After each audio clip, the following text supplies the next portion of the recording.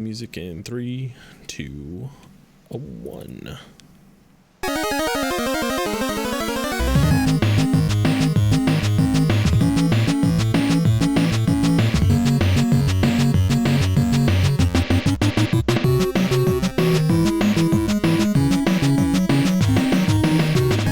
Hello and welcome to another episode of Questlog, the weekly show about video games old and new. My name is Tyler Everett. It is March 18th, 2017, and this is episode 24. Joining me, as always, is Mr. Brian Maxwell. How's it going, sir? It is going fantastic, Tyler. Glad to hear it, man. Glad you're here. Kat's not with us tonight. Shout out to Kat. She's not home. No, she chose sleep. She's home. Oh, yeah. She's home now, but yeah. She's the smart one. It's another late show. Thanks for anyone that pops in and joins us here live at twitch.tv/questlogcast. We appreciate it. And the one and only Luke Phillips. Back Hello. Again. How's it going, man? Had a rough couple weeks. Being a homeowner is not easy. And now I think I'm getting a cold, so... Just piling right on you, huh? Yeah, life is great. But glad to be here. Well, we're glad you're here with us. You do anything cool this week other than get sick and fix your house? Just more Zelda. More Zelda? Although I did start watching Man in the High Castle on Amazon Prime. Oh, I've been wanting to watch that. I've been wanting to check that out. That's the alternate reality We Lost World War II thing, Yes. right? Yep. Takes place in the 1960s. Germany has won the war. They control the West Coast and like all the way out to like Minnesota and below. They control like most of the U.S. and just the West Coast is controlled by Japanese. But it's really crazy, and this happens all in episode 1, so no real spoilers here. But Resistance they in the middle? find yes, resistance in the middle. It's a neutral zone. But they find movie reels that have footage as if the Allies won the war. And the Resistance has to take these videos to the man in the high castle, whoever he may be. So, not really sure what it's all about. I'm 8 episodes in, and they do a very, very good job of creating a 1960s U.S. where Japan and Germany won. It's pretty good. Very cool and dystopian and bad. Yeah. Where's it going to rate on my misery index, Luke? Am I going to want to hang myself after watching an episode of this? Because that's a factor. That's a big factor. There are a few episodes there's a little bit of torture, and there might be some families that don't A make little bit of it. torture. But for the most part, it's not that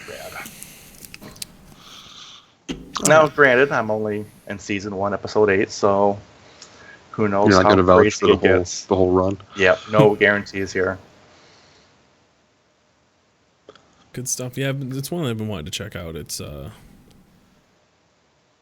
in the same boat with you, Brian. The misery index thing is a is a real concern of mine. I'm not sure that I could make it all the way through that, but it seems like it's a Philip K. Dick novel that they've turned into a show, right? Or an adaptation of that, right? Yep. I've heard very, very good things. Is there 3 seasons?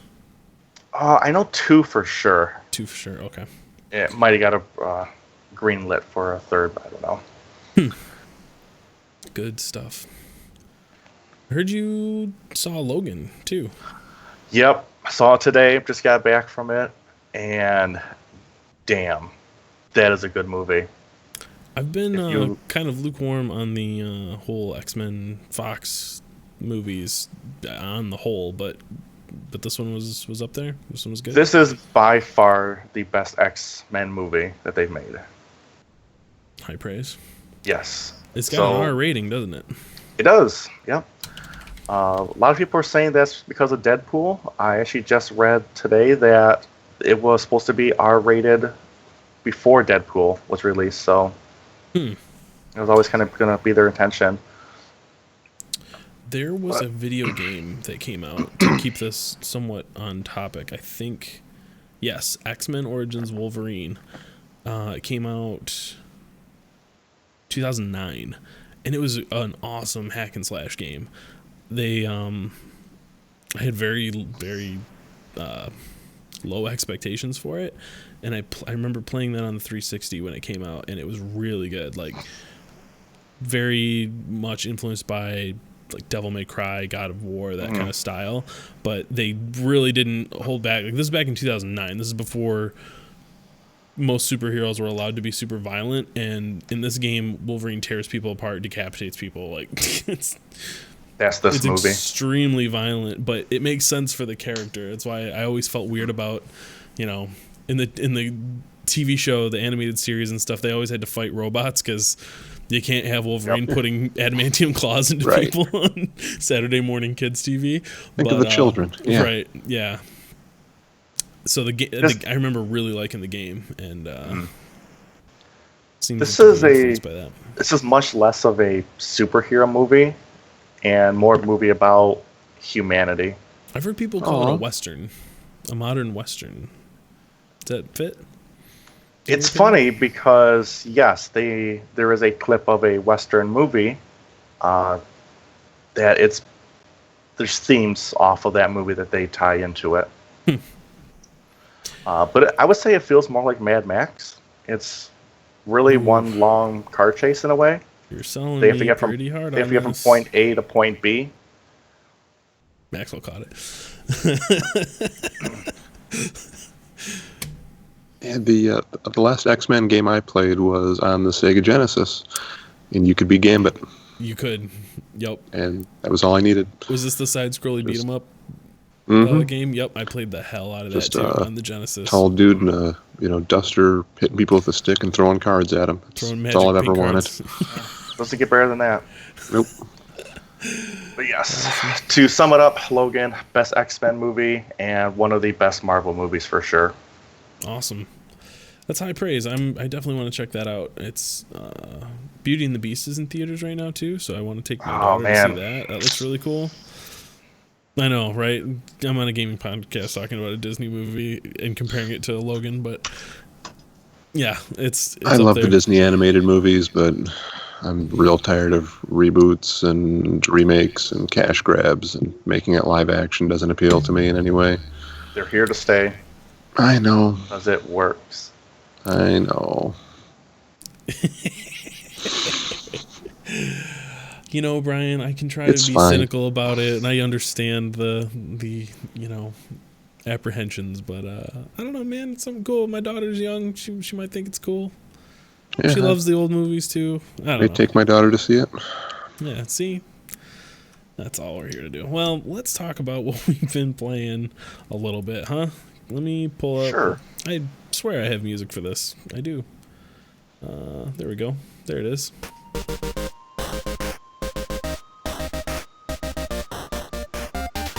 All right, Brian. There is a game Yeah, baby. that you were talking to me about today called Inside.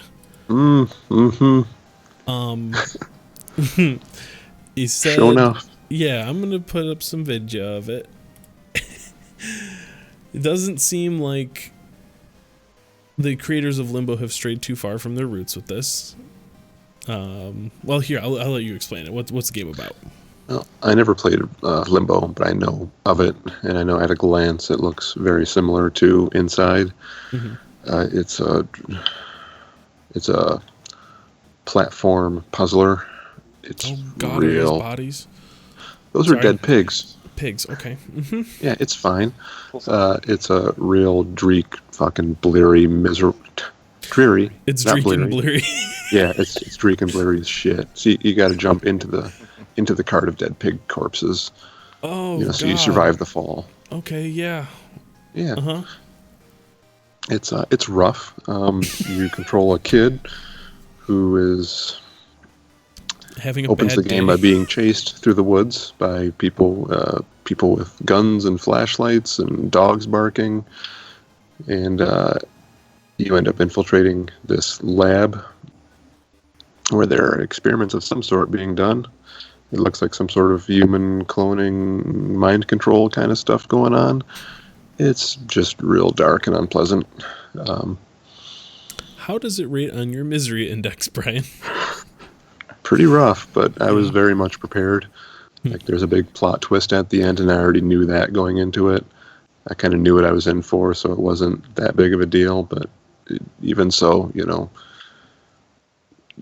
this kid's going to get eaten up by dogs and shot and drowned many times throughout the play. And like, the game is gorgeous. Like, they nailed the look that they were going for. Like, the visuals are impressive, but it's not a fun time. And puzzle games aren't really my thing, and about halfway through I was kind of ready to be done. It seems very. It took me probably 4 hours. I don't know, 3 or 4 hours. It's a pretty short game. How much was it? It's 20. It was on sale for like 8 when I got it. Okay. I heard enough good things about it from last year that I picked it up. He's pulling something out of the ass end of a dog. Okay, all right. Pig. Or a pig. Sorry. Yeah. Uh-huh. And I was reminded of Darkest Dungeon when they talked about experimenting on pigs because they are close to the flesh and Yes. body makeup of a human. Mhm. So I think not to get too topical, but I think they. please, Um, let's talk about pig think- rectums and well, cloning. apparently scientists have created the first human pig chimera. So, like a Come again? Like the head of like a snake and a wolf and a lion. Is that what I'm thinking of? Does it fly? Apparently, it is a pig that has human DNA and stuff all in it. I don't know. I'm not a scientist here, Brian. I'm not here to try to educate people. I'm just here to read about a thing called a chimera being real. Let me find it here real quick. Please. Anyway, Anyway, I there's feel a like key- this there's- game. Someone who is going to be into this game has to like puzzly platformers and this super dark, oppressive atmosphere. I feel like anyone who doesn't love both of those things it's not going to work.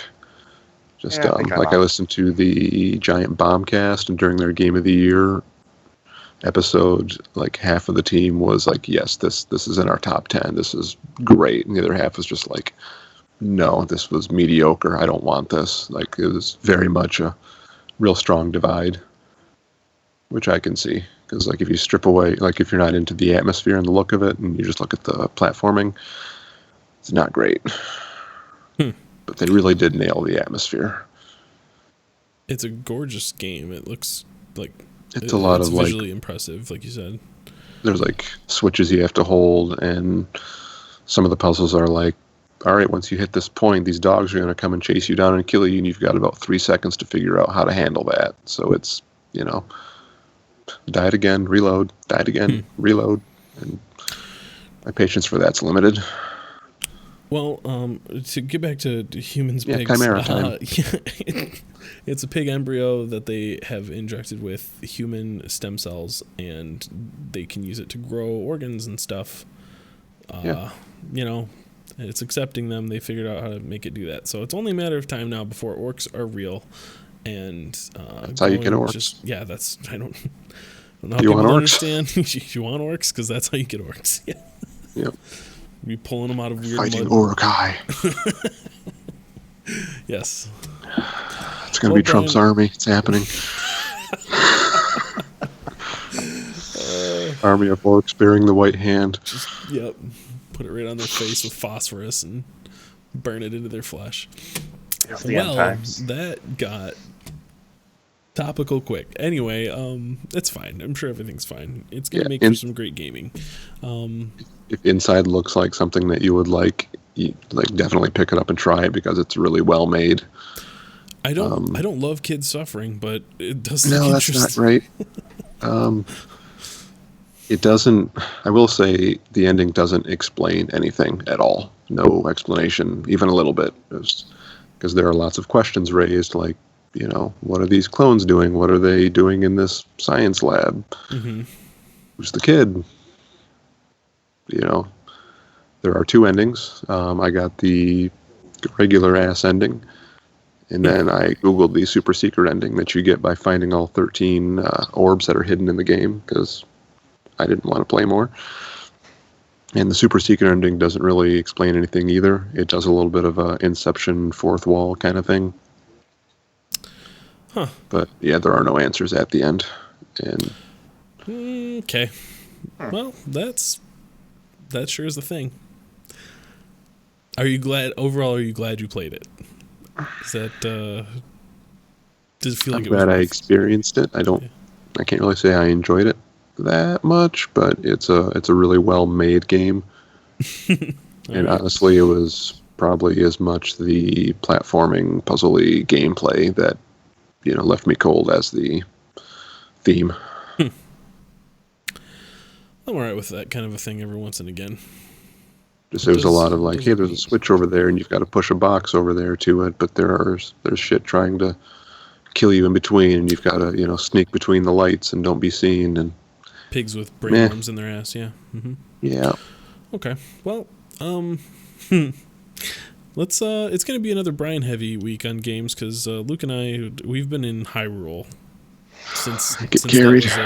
We're getting carried by Brian pretty hard right now. So let's talk about a game that I know you enjoy, because it also continued to be on the podcast for like 3 weeks in a row. It's Final Fantasy 15. Yep. I'm sticking with it. I'm kind of neglecting Horizon Zero Dawn for the time being, because I feel like they both require a lot of attention. And How many hours would you say that you are into Final Fantasy? I think my save says 20 hours. Respectable. Which it's probably a couple less than that, just because there are times when I'll load it up and then pause it and leave it for an hour or two. Mm-hmm. You just did a thing where you saved a photo. Is there like yes? Can you just take pictures? Does that do anything in the game, or is it just hey, you can take screenshots? At the end of each day, when you camp, like one of your people takes photos during the day, and then when you camp, like you get to look through the photos and decide if you want to save any of them. So you've got kind of a travel journal thing going on with the pictures that are taken. Some of them are, staged photos that are just there, but some of them are actual, screenshots from what you did. That's kind of a neat element. I'm still kind of fucking off and doing side quests and hunts and things more than the main story. Yeah. I've been learning the fishing, trying to learn the fishing. It's pretty challenging. I was hoping Kring would be here, because fishing, he'd be like, oh, well, all right, I'm going to buy this game now. Yeah, I think that might have sold him. Yeah, you're right. Yeah. I think he did buy a fishing simulator, so, a fishing simulator where you can also ride a giant golden cock. That's, who doesn't want that? Feels like a real... they're chickens, Luke, okay? Golden cocks. Let's get your mind out of the gutter, sorry, okay? Please. Please. So, yeah. This is a real mature podcast. Yeah, come on, man. Won't anyone think of our audience? All right. Anyway, think of the children. Yeah, think of the children. No, this looks cool. I'm still jealous of this game. Some of the complaints I've heard are that the main story is pretty thin, but I'm really not here for the story anyway. I'm happy with all the side missions and icons on my map to go address. Yeah. Yeah, well, it's looking like it's paying off for you big time. I'm getting back on the main story, though, because they took my car. They took your car. I see you're all a bunch They took my car, so I can't, teleport back to my car and then, fast travel. I've got to walk or ride cocks. Yeah. Yeah. Ain't nobody got time for that. I mean, you guys you're doing a pretty good job. I need to get my car back, yes. Because you need to get your car back. Because something happens when you get your car back. Dude, and it's where's awesome. my car? Final Fantasy Edition. And the story isn't bad, but that's really not why I'm here. Yeah, we know. And if you do actually care, Tyler, they are bringing it out for the Xbox One. Oh. Or it is already out. One of the two. I might actually care if it's also out through their Play Anywhere thing. That's something I need to look into. Because if I can buy it for Xbox and then just play it on my PC. Yeah, that's what I would do. Well, they've got an Xbox app that lets you do that, just like the PS4 Remote Play. Yeah, I think though if it's the Play Anywhere thing, you actually You can install it on the through PC. Windows 10. Yeah, yep, you install it through the Windows 10 App Store, and it plays natively on your computer. That's what I'm looking for. Since it's Square Enix, I would have my doubts, but look into it. Yeah, I'll have to. I saw it on Amazon. It was on sale for $35. Like all the Final Fantasy games were on sale on Amazon for a pretty hefty discount. Yeah, I noticed. I mean, it's not terrible, but I can tell when you've done the gameplay capture thing from streaming it, the resolution's not super. It's not great. Yeah, and I imagine the same is going to be true if I try to stream it from my Xbox. So, Well, and if there's other people in the house that are using streaming things too, it gets real rough. Yeah. Yep. Not a technology I'm real comfortable counting on, but yeah, I'll look into it. It's something it interests me. Yeah, that's pretty good. What's VA 11 Hall -A? Okay, What is it again? it's Valhalla, but it's all stupefied, cyberpunk bartender action. What is this? I was gonna say I don't want to get your hopes up with the title Valhalla because there's nary a Viking or a great axe to be seen. So. Oh, I got a little excited Next. for a second. Yeah, just let's skip this one. No, what the hell is this? No, we're gonna take out your Vikings and your great axes and replace it with anime. Wow. If anyone has been listening for any amount of time, they know that is what I'm looking for in my spare time. So this man appears to have a barcode on his chin. It's very, very story heavy. It's almost a visual novel more than it is a game. Okay. You're a bartender in a cyberpunkish dystopian future, and you are pretty much the only gameplay elements are people order drinks and you have to make them correctly. But it's mostly just dialogue and conversation. But the dialogue's really well done and the conversation's really good. I'm finding myself into it more than I thought I might be. Like it's pretty adult dialogue and not in a way that seems try-hardy. Okay. There's adult shit going on, and one of my customers is an android. There are androids in the game. Okay. And she's a prostitute who looks like she's 12. And they get into that. Boy, Brian, you are just doing all kinds of kid-friendly gaming this week. All right. It's a late-night podcast. Yeah. But you get some regulars that come in every... Oh, we lost Brian. Okay. Hang tight, everyone. Hold on, technical difficulties. See if we can get him back here. He'll fix this in post. It's fine.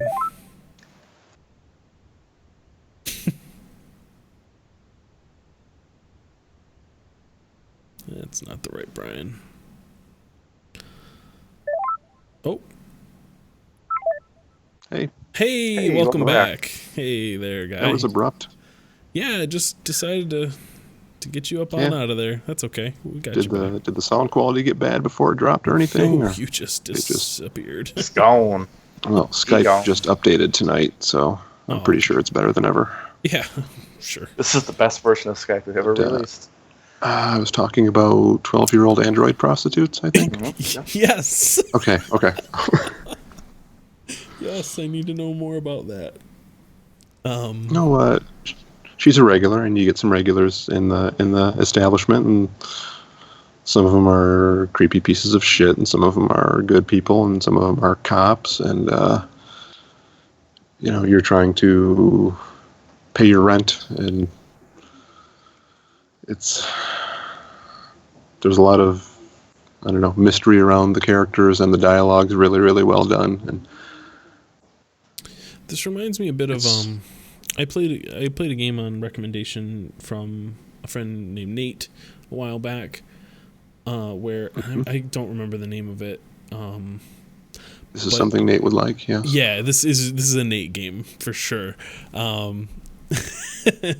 But it was like I was a school teacher, and I had a classroom full of kids, and you could like snoop on their message boards and like see their phone conversations and stuff, and it was the same kind of idea. It was like entirely a dialogue tree game, you know. It was all about that. The gameplay was like deciding if you wanted to go look at what people were posting about you on the message board and stuff in school and whatever.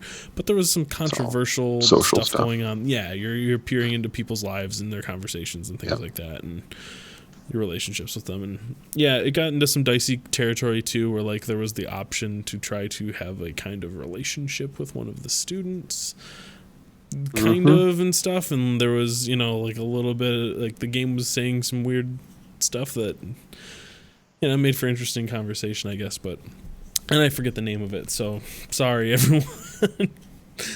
But this seems in the same vein. VA-11 Hall-A seems similar to that. And they haven't addressed the name yet. I'm assuming that's like a code that their building was assigned, but they call it Valhalla in the game. Gotcha. It's all story, but it's a pretty well done world they've made, and I think I'm gonna see it through. Yeah, I knew I was gonna disappoint you, Tyler. You know, Valhalla with anime and no Vikings. It does break my heart a little bit. That is a common theme. The exact opposite of what Tyler wants. I wonder what the deal is with that, because that seems to be a common thing to pull from. For, I guess it's really all mediums, but like specifically anime and Japanese stuff seems to pull from Norse mythology a lot. I don't know why that is. Maybe it's the same. Maybe it's the flip flop, right? Like we have a lot of people who are like super into, you know, Eastern culture and mythology and that kind of stuff, and maybe it's just the flip flop of that. That's, you know, it's different, foreign to them. Yeah. No, it's funny because I have one circle of friends where I'm the one who hates anime and doesn't want anything to do with it, but I feel like in our group I'm the anime apologist. It's a funny world. Because I normally don't get near it, but a lot more than you guys. So yeah. It doesn't do a whole lot for me, but you know, doesn't do anything for me either. I don't judge. It's cool, man. I've only watched one anime show ever. I've watched a couple, and no. Here it's more a visual style, though. I mean, you could do the same thing here. with, you know, this game could exist as a fully 3D thing, and in this case, it's just how they decided to, you know, display the world. I don't like the visual style either, but it's more of a matter that I can look past it if everything else is good. Like Dragon Warrior 8's one of my favorite games ever, and it's very much got an anime look to it. And, you know, that didn't dissuade me. I love it. Yeah. Persona 5's coming. Same deal. Like Dragon Quest. There. Yep. Take my monies. You're the anime guy in the group, Brian. It's official, I guess. I'll have to get a hat. I guess we're coming up on, it's just you and me, right? Luke, Zelda? Did you play anything else, Brian? Am I forgetting? No, that's it. Nope. All right, Brian, sorry, strap in. Here you go. I got some Zelda. Get your Zeldas out of the way. I'm just going to put a picture of it there. So, Luke. Yes. Tyler. We are at very different points in the game so far. What do you... I don't want to spend a ton of time on Zelda because we kind of talked a lot about it. What is your favorite thing? What is your favorite thing about the game right now? What's keeping you picking that thing up? Yeah, it's just everything. Currently, I'm on a mission to do shrines. I got to get my health up. So I'm having a blast running around, finding them, and completing them, and just exploring more of the world. I was kind of in a rut where I was just thoroughly exploring just like an area or two, as opposed to just really venturing out and exploring the entire map and seeing what all is there. And man, there are some beautiful vistas in the game, I'll tell you what. Yeah, I think that's my favorite thing too, is just kind of exploring the world and trying to find new stuff. I've done all of the quote unquote dungeons so far. The game is telling me like, okay, it's time to finish the fight. You're ready. And I have this strong feeling of just nope, I don't want to do it yet. I don't want to go do Not it yet. ready. I'm not ready to finish the game yet. And there's a comic I found from Control Alt Delete where it's like it's showing like Link going through all of this stuff, and then it's the Is that king. the one you found or the one I posted? Pretty sure it was the one I posted. No, maybe it was you. I don't know. Who cares? Whatever. Take the Regardless, credit. we're on the same path here. Yeah, it was like Link, someone is like, okay, how about that Ganon though? And Link's like, I've been asleep for 100 years. The motherfucker can wait, a few more days. It's fine. Few more Like, days, it's fine. yeah. That's how I feel. Like, everyone calm down. I'm trying to enjoy this for a little bit here. And I feel like there's still a lot of game. I've done like 100 shrines now, and I've only got, I think there's 20 left. And Yes. it feels like even after I do those, I feel like there will be stuff for me to explore. There's whole areas of the game where no one has sent me to them. Like, there hasn't been an NPC that says like, go check out this particular area, and I've stumbled into random places that have had their whole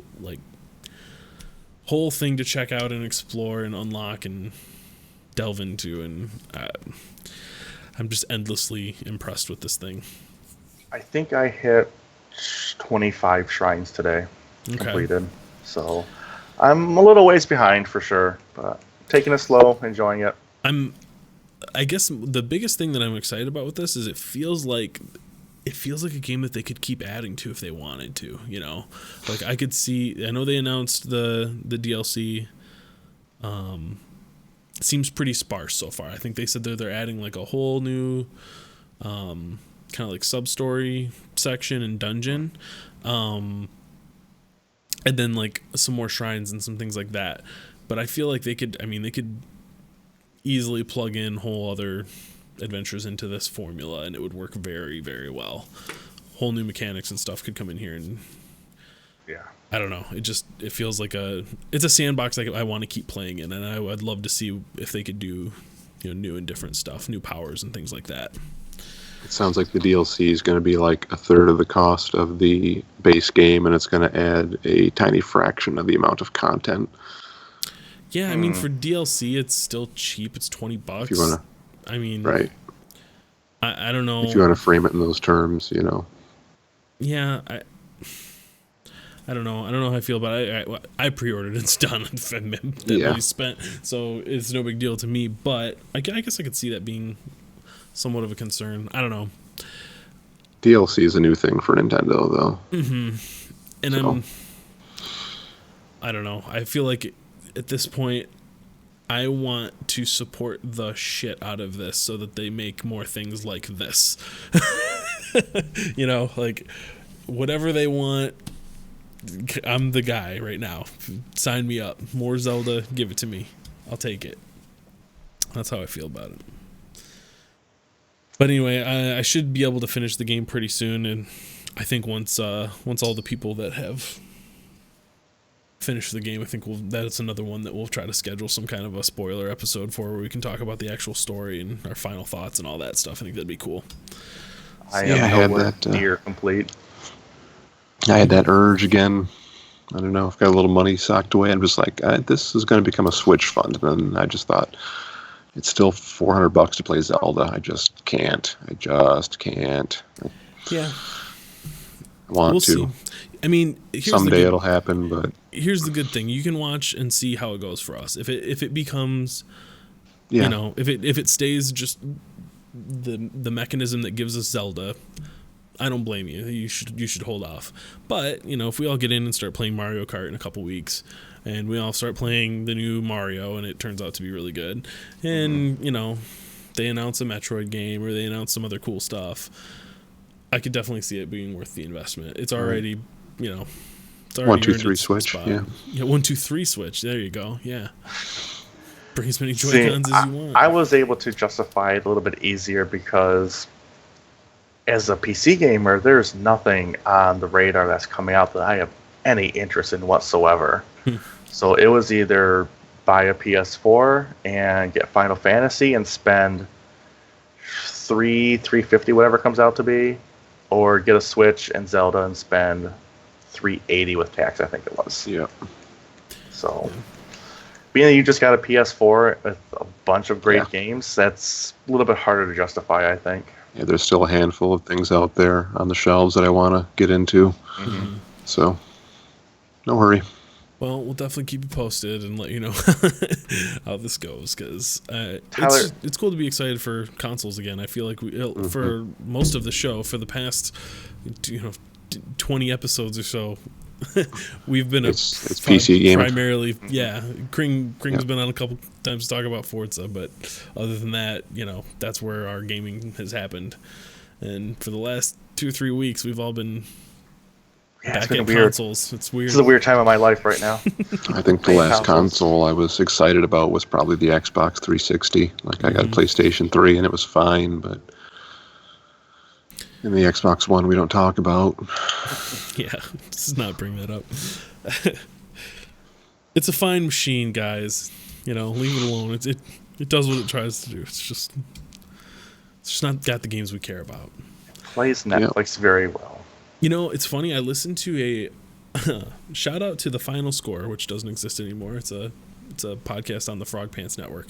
But I listened to a random episode from about 7 years ago, and they were talking about Gears of War 3 coming out, and God of War 3 was real big, and Pokemon Silver was dominated. I can't remember if it was Silver, whatever. There was a Pokemon game that was topping charts and stuff at the time. Luke and I cannot correct you. Keep going. Yeah, it's fun. But it was just Everything funny. sounds legit here. It just sounded so funny. It wasn't that long ago. It feels like not that long ago at all, but just 7 years ago, and Xbox 360 was king, and people were excited for Gears of War, and now that stuff feels kind of stale, and I don't know. It's crazy how quick this can all turn. If you would have told me 7 years ago, Tyler, you are going to be real stoked for a new Nintendo console, and Zelda is going to be better than it's ever been in, since Well, you can some of remember, those, and, like those it's games that I'm crazy. excited about on the PlayStation 4, like a lot of them are new IPs. If you look at the That's cool. Xbox One, it's, another Halo, another Gears, another Forza. Yep, they need to do something. Gosh, I mean, it wasn't this week. Earlier in the week, we were talking about we're trying to find exclusives, right? Like, what is that? I was trying to find something good to say about the Xbox One, and I looked up like an upcoming list that was posted in December of new titles that were going to be coming out for the Xbox One, and there was a lot of praise for a game called, was it Dragon Scale or Scalebound? Scalebound.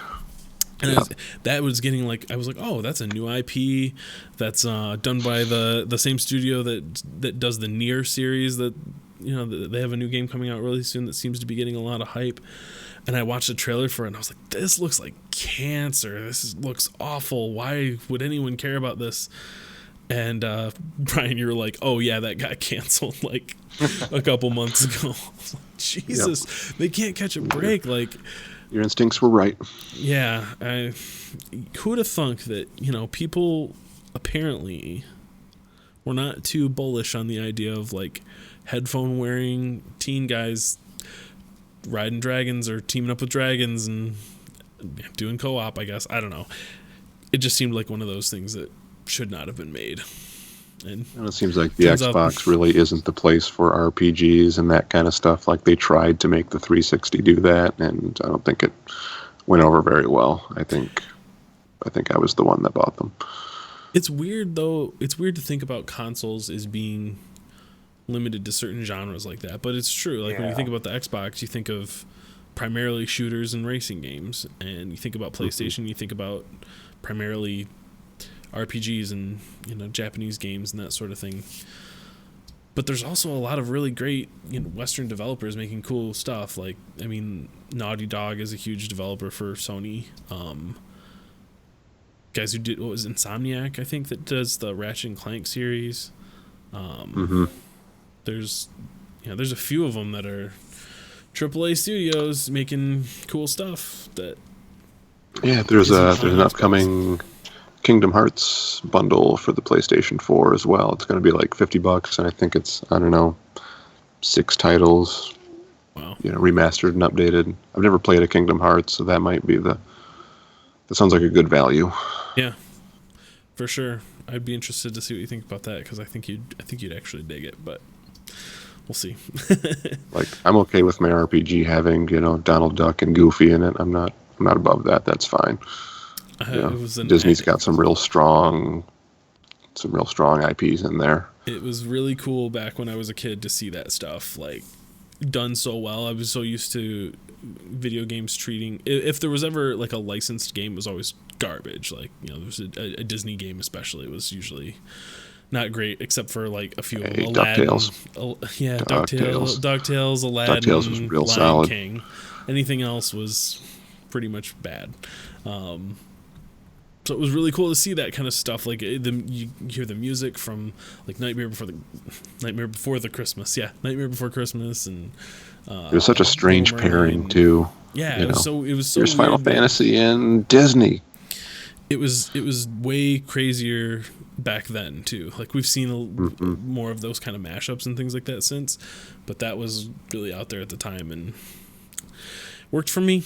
I don't know. Yeah. But yeah, that's. Do you know when that's coming out? You said it's soon, right? I think it's in the next couple of months. They've been talking about it for a while, but Persona 4 or Persona 5 drops in like 3 weeks, and that's where my focus has to be. You have to prepare yourself. All right. I have to prepare myself. Yeah. Well, let's get a little bit into some news. We've already been toying with it, so I'm gonna play a little music.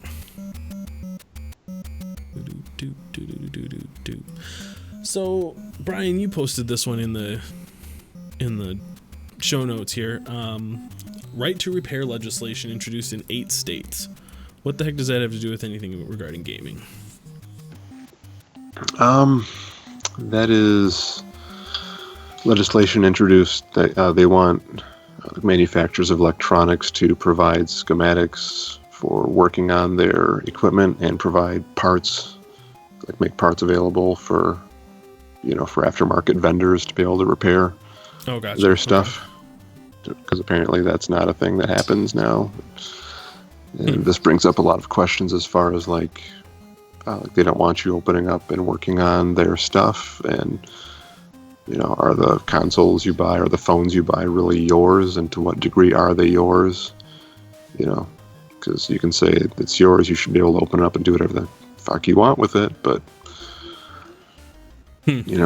like rooting your phone and modding your consoles, I think that's a lot of what they're worried about.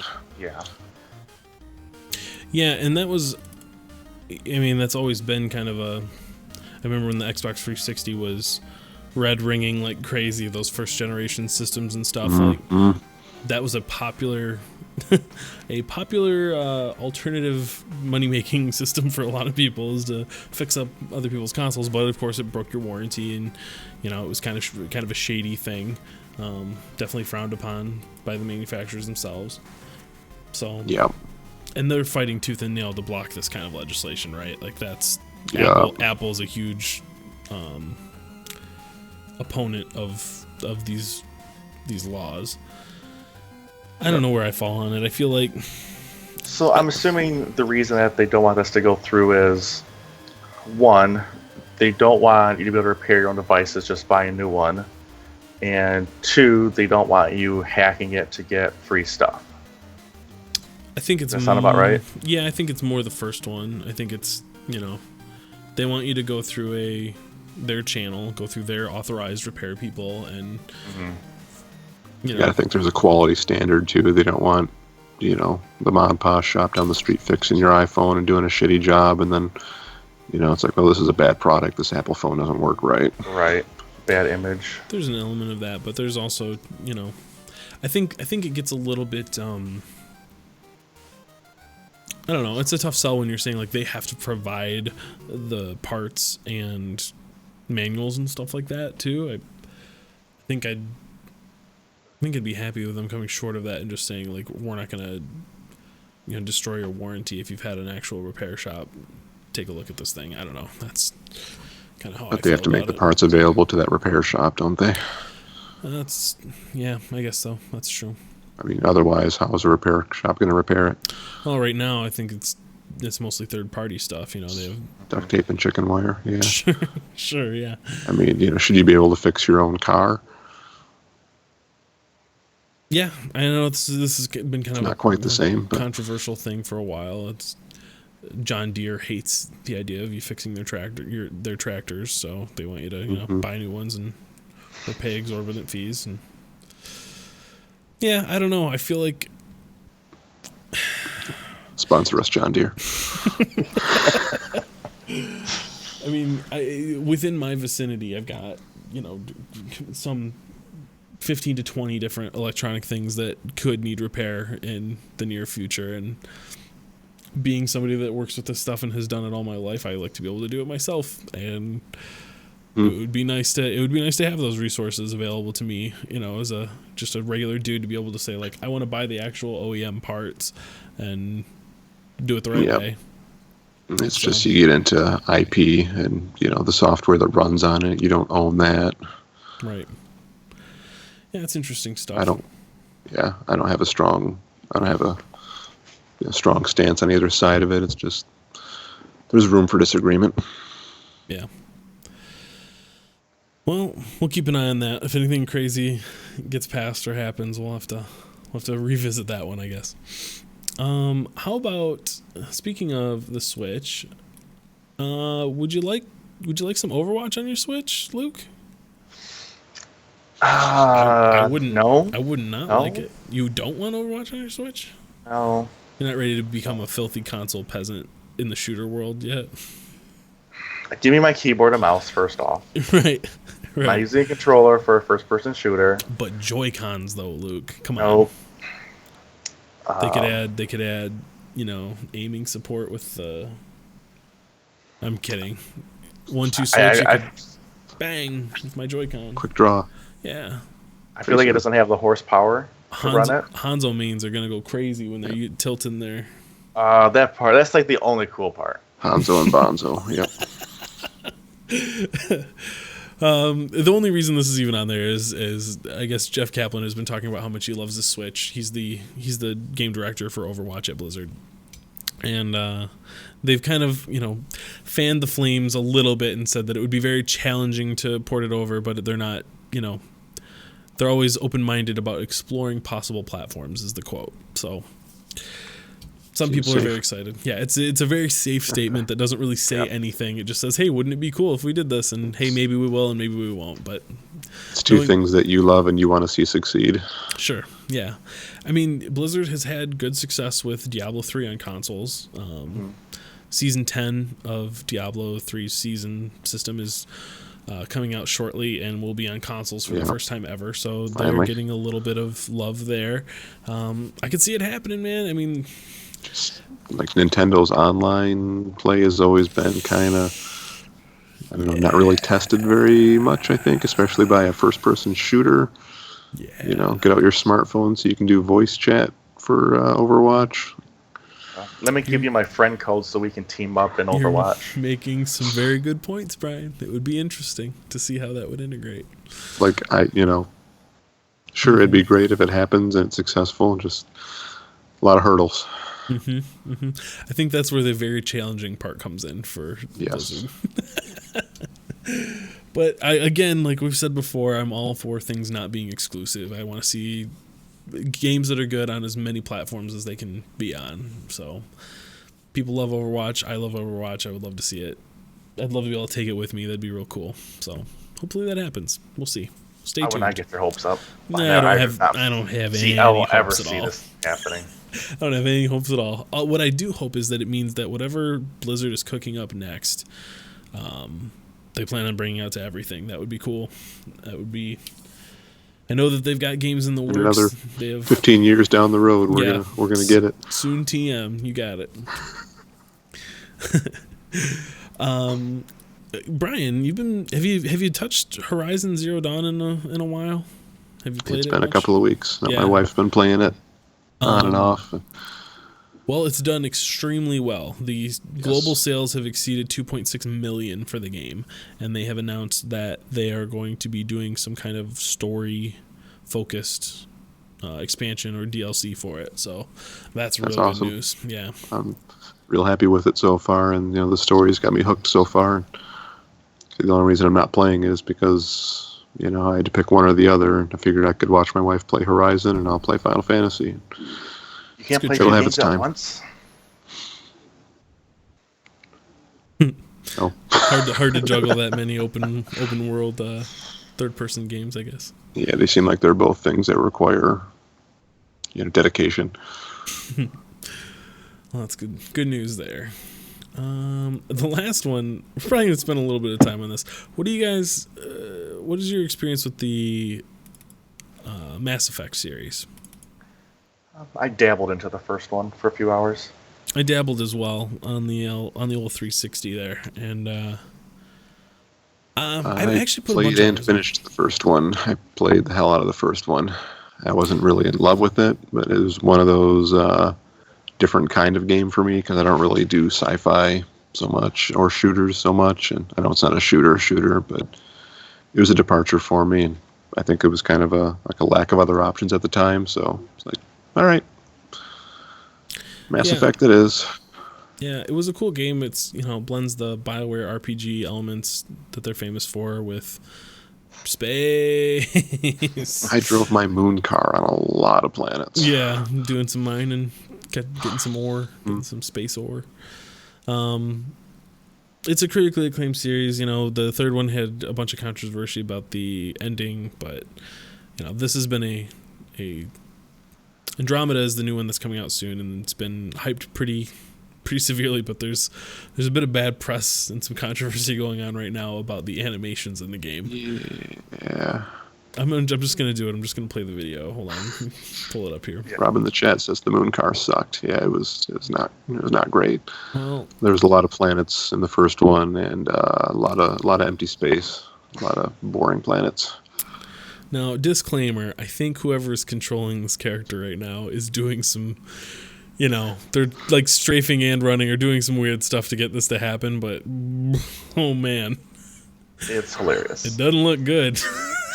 The second best running animation ever. It's more the facial animations that are concerning people, and there's just something off about them. It's not even an uncanny valley thing where it's like these look too real. It's like the eyes seem to be just dead. Like there's a guy on Twitch who got early access to stream it, and it's god awful.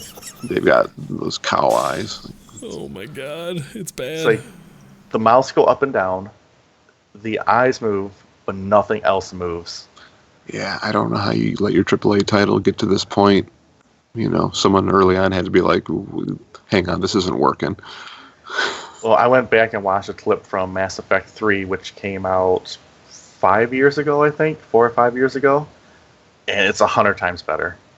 And we're talking aren't we a week or two out from release? This isn't going to get 3 days. Is it? Yeah, we're beyond. Pretty Let's sure polish Tuesday. it up and give this another go. It's in the danger zone now.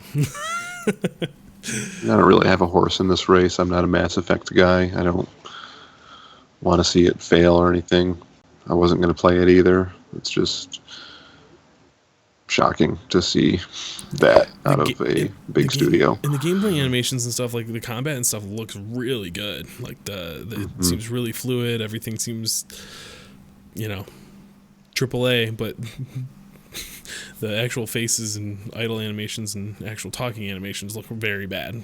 So there's a disconnect there. There's a lot of talking in this game too. It's a dialogue heavy, That's what they're known for. It's a story-driven RPG. There's going to be dialogue. It can't look like garbage. Now, the good news about games in 2017 is they could always patch it, technically, I guess. That is something they could decide to overhaul and release as a patch. But who knows? Hopefully it doesn't hurt them too bad. I feel like it's a thing that people like, and yeah, I'm glad it exists. It's not another Call of Duty game. I mean, it's it's unique, and even if I don't care for it, I'm glad it's out there.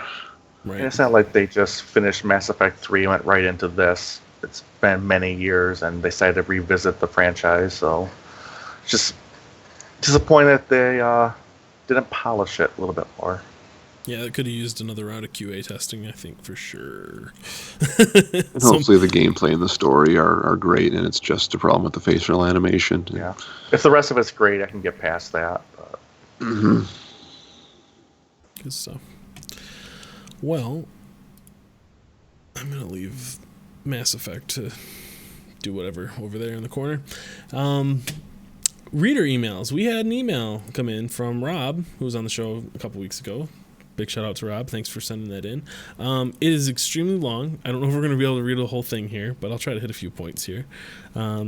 He gave us kind of like a rundown of his impressions of the Switch after having it for 2 weeks, and I wanted to highlight a couple of these things here and see what you guys had to say.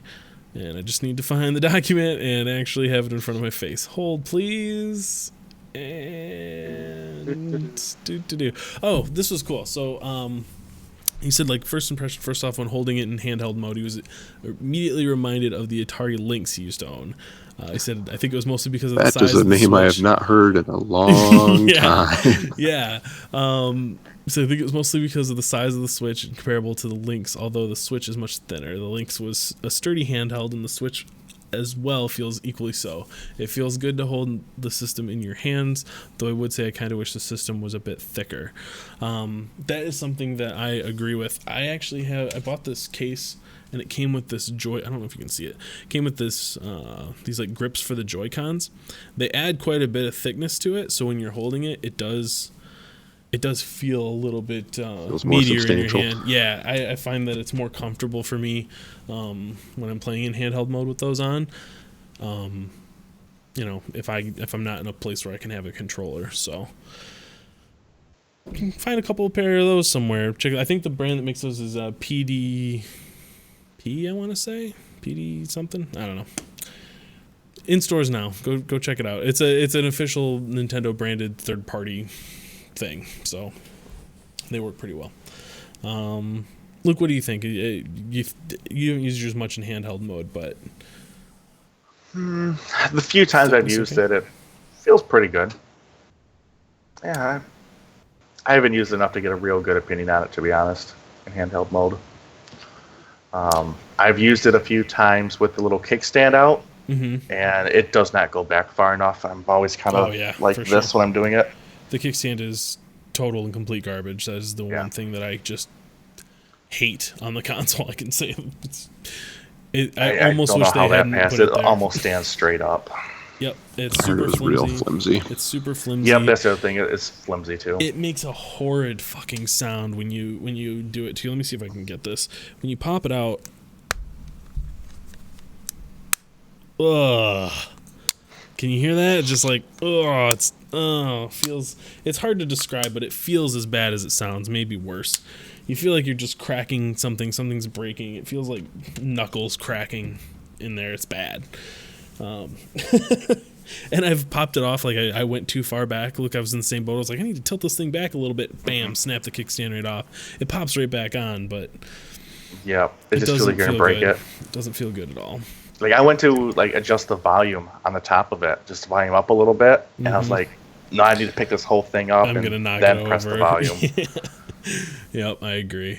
Another thing he says, the menus are simple, and I really like that. It's also quick and responsive. From what I remember hearing, that was exactly the opposite case when the Wii U first came out. It is bare bones, but it has a dark theme that is much easier on the eyes. I agree with all of that. The menus and how responsive the thing is are great. It's no menu music. There's no music, other than just like that might have been the best thing about the Wii.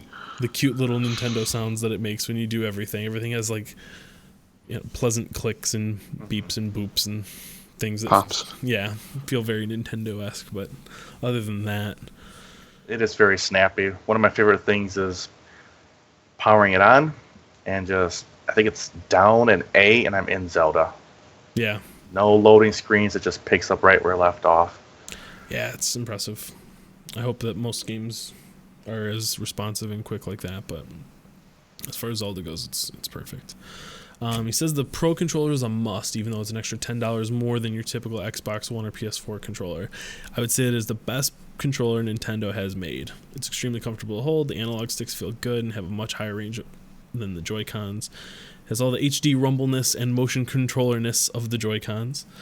D-pad, however, while significantly better than the Joy-Cons, button D-pad is only okay, maybe as good as the PS4's, but nowhere near as good as the Xbox One's D-pad. Battery life is also excellent. One charge lasted me about a week and a half. Agree with all that as well. When I'm playing in front of my monitor, the Pro controller, it's night and day. It's so much better. I don't hate the Joy-Cons. I think they're fine, but Pro controller is the way to play Zelda for sure. Luke, I know before the show we were reading a bit of this, and I think you were pretty much convinced you were ready to go pick one up. Yeah, I think I'm ready to spend my Best Buy bucks on it and probably pick it up. I have. Of course, they're not in stock anywhere. So it may be a while. That might be hard to find one. I don't know. I could check our local one for you. See if there's one up here in Port Huron for you. But yeah, everything about it it's real well made. It's super comfortable.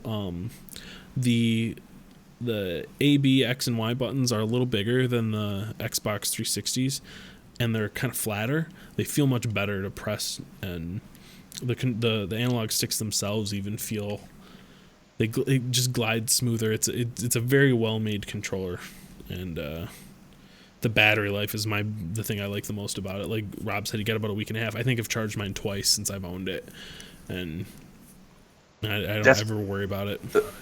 That's pretty good because I've had to charge my Joy-Cons a few times, and I've not been in the habit of, when I'm done playing, putting the controllers back on the side of the Switch so they charge overnight.